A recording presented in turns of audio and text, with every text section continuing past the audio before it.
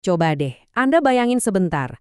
Punya nggak sih satu tempat di alam yang bikin Anda ngerasa terhubung banget secara emosional? Mungkin pas lagi berdiri di tengah hutan yang rimbun, atau duduk santai di pinggir pantai sambil dengerin suara ombak. Nah, gimana perasaan Anda pas ada di sana? Damai? Tenang? Pertanyaan ini bukan sekedar basa-basi loh, karena faktanya kepedulian kita terhadap alam itu seringkali nggak dimulai dari tumpukan buku teks, tapi justru dari sini, dari hati kita. Semua pemahaman lingkungan kita sejatinya berakar dari domain afektif atau sisi emosional kita. Halo dan selamat datang di sesi penjelasan kita kali ini. Perjalanan kita hari ini bakal seru banget karena kita akan bergerak dari perasaan personal yang baru saja Anda rasakan tadi menuju ke gambaran yang jauh lebih besar, ekosistem planet kita yang luar biasa dan saling terhubung. Kita akan sama-sama membedah apa sebenarnya inti dari etika lingkungan itu dan melihat langsung bagaimana empati kita bisa benar-benar membentuk dunia di sekitar kita. Nah, untuk sesi kali ini kita punya 6 poin bahasan utama. Kita akan mulai dari kekuatan afektif, lalu masuk ke memahami etika lingkungan beserta 3 pendekatannya, melihat evolusi teori ekologi, dan puncaknya kita akan mengeksplorasi konsep biosentrisme serta ekosentrisme. Oke, kita langsung masuk ke bagian pertama, kekuatan afektif dalam lingkungan, alias akar emosional dari bagaimana kita belajar tentang ekologi. Gini, ada satu pemikiran menarik dari Sukarsono. Beliau bilang kalau kita itu belajar menghayati nilai suatu objek, entah itu orang, benda, atau peristiwa, lewat yang namanya alam perasaan. Jadi, evaluasi emosional kita yang spontan ini, misalnya rasa takjub saat melihat pohon yang besar, atau rasa sejuk saat menyentuh air sungai, adalah fondasi mutlak untuk membangun perilaku yang etis. Sederhananya, kita nggak akan pernah repot-repot melindungi sesuatu yang tidak kita hargai secara emosional, kan? Dan yang paling menarik, perasaan mentah kita itu tidak cuma berhenti jadi sekedar emosi. Pembelajaran lingkungan yang menyentuh sisi afektif atau sikap ini secara natural akan memberdayakan kemampuan berpikir logis kita. Pada akhirnya, perasaan inilah yang secara langsung merangsang kita untuk mengambil keputusan etik yang nyata dan menerapkannya dalam perilaku kita sehari-hari. Jadi, empati kitalah yang melahirkan logika untuk menjaga alam. Sekarang kita beranjak ke bagian kedua, memahami etika lingkungan. Di sini kita akan mendefinisikan ulang bagaimana sih seharusnya hubungan antara kita dan alam. Kalau kita merujuk ke pakar seperti Marfai dan Syamsuri, etika lingkungan pada dasarnya adalah kompas moral kita. Ini bukan sekedar deretan aturan kaku loh, ini tentang nilai-nilai keseimbangan dan ketergantungan kita dengan semua yang ada di lingkungan kita. Baik yang abiotik atau benda mati, biotik atau makhluk hidup, sampai ke aspek budaya. Intinya, ini adalah penuntun tingkah laku positif supaya kelestarian dan fungsi alam tetap terjaga dengan baik. Nah, dari hasil interaksi yang melahirkan kearifan lokal, ada 4 aturan inti yang harus kita pegang. Pertama, kita harus menyayangi semua kehidupan di luar diri kita. Kedua, wajib menjaga keseimbangan dan keindahan alam. Ketiga, kita harus sadar kalau sumber daya alam itu terbatas. Jadi penggunaannya harus dibijaksanain, kayak energi misalnya. Dan yang keempat, ini yang paling sering kita lupakan. Lingkungan itu disediakan untuk semua makhluk hidup, bukan cuma buat umat manusia. Coba direfleksikan kira-kira masyarakat modern kita sudah mematuhi 4 hal simpel ini belum ya? Kita masuk ke bagian ketiga. 3 pendekatan etika lingkungan. Kita akan melihat bagaimana manusia memandang perannya di bumi ini dari sudut pandang para filsuf. Di sini kita punya kontras yang sangat tajam. Di satu sisi ada yang namanya pendekatan instrumental.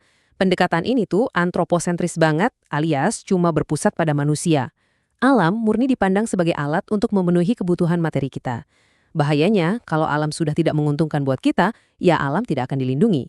Tapi di sisi lain ada pendekatan aksiologis. Ini kebalikannya. Pendekatan ini meyakini kalau alam itu punya nilai intrinsiknya sendiri.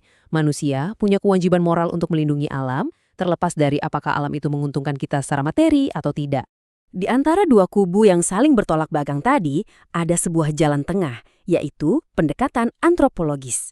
Pendekatan ini memposisikan kita sebagai makhluk relasional. Maksudnya, identitas kita dan cara kita memahami diri sebagai manusia itu tercermin dari bagaimana kita bersikap dan menghormati keberadaan alam. Singkatnya, kemanusiaan kita diukur dari cara kita memperlakukan lingkungan di sekitar kita. Beranjak ke bagian keempat, evolusi teori ekologi alam. Kita akan melihat bagaimana pola pikir kita perlahan bergeser dari yang berpusat pada manusia menjadi berpusat pada kehidupan. Tapi sebelum itu, coba Anda renungkan pertanyaan ini. Apakah lingkungan beserta segala komponen di dalamnya itu ada semata-mata cuma untuk memenuhi kebutuhan manusia? Jawaban yang Anda berikan dari pertanyaan ini akan menjadi jembatan menuju teori-teori mendalam yang akan kita bahas selanjutnya. Seiring berjalannya waktu, cara pandang manusia itu berevolusi. Awalnya, kita mengenal ekologi dangkal yang menganggap alam murni hanya untuk kepentingan manusia. Kemudian, pemikiran kita mendalam menjadi ekologi dalam. Di fase ini, kita mulai sadar bahwa lingkungan itu adalah satu kesatuan besar yang saling menopang, di mana setiap unsur punya arti yang sama pentingnya. Selain itu, ada juga paham ekologi sosial yang khusus mempelajari. Lanjut ke bagian kelima, biosentrisme. Di sini, kita akan membahas mengapa setiap makhluk hidup itu penting di mata etika. Biosentrisme ini dengan sangat berani menolak ide bahwa manusia itu superior. Teori ini memandang setiap makhluk hidup itu punya nilai dan berharga pada dirinya sendiri, sama sekali nggak bergantung pada apa untungnya bagi manusia. Tokoh seperti Kenneth Goodpaster menekankan bahwa standar moral itu tidak diukur dari kemampuan merasa senang atau sakit. Asalkan makhluk itu punya daya dan kepentingan untuk terus hidup, maka dia punya hak moral yang setara dan wajib kita lindungi. Yuk kita bedah lagi jenis-jenis biosentrisme ini. Ada teori hidup sebagai pusat dari Schweitzer dan Taylor yang bilang kalau manusia dan makhluk lain itu terikat dalam satu komunitas organik yang setara. Terus ada etika bumi yang diusung oleh Aldo Leopold yang meminta kita untuk mengelola dan melindungi stabilitas kehidupan bumi secara utuh. Dan ada juga perlakuan setara dari Singer dan Rachel yang dengan tegas mempromosikan antispesiesisme. Mereka membela kelangsungan hidup semua spesies tanpa diskriminasi. Intinya satu, saatnya manusia berhenti mengeksploitasi sesama makhluk bumi. Dan akhirnya, kita sampai di bagian keenam, ekosentrisme. Di sini, kita memperluas kewajiban moral kita ke seluruh penjuru planet bumi. Kalau biosentrisme itu pedulinya pada makhluk yang hidup, nah ekosentrisme ini bermain di skala yang jauh lebih besar lagi. Tanggung jawab moral kita diperluas. Kita diajak untuk melihat hubungan mutualisme dengan komponen abiotik, alias benda-benda yang tak hidup. Bayangkan saja, batu-batuan, aliran sungai, siklus air, sampai udara dan atmosfer, itu semua dipandang punya peran yang sama vitalnya. Kelangsungan dunia biologis kita itu mustahil terjadi tanpa ekosistem abiotik ini. Semuanya saling berkaitan. Saking nyatunya, bumi ini bisa kita ibaratkan sebagai sebuah pabrik integral. Organisme raksasa di mana setiap elemen saling menopang dan benar-benar membutuhkan satu sama lain. Di dalam tata kehidupan ekosistem ini, proses hidup dan mati bukanlah sesuatu yang harus kita hindari atau lawan, melainkan sebuah siklus natural yang harus kita terima secara seimbang demi mempertahankan kelestarian sistem itu sendiri. Menakjubkan kan?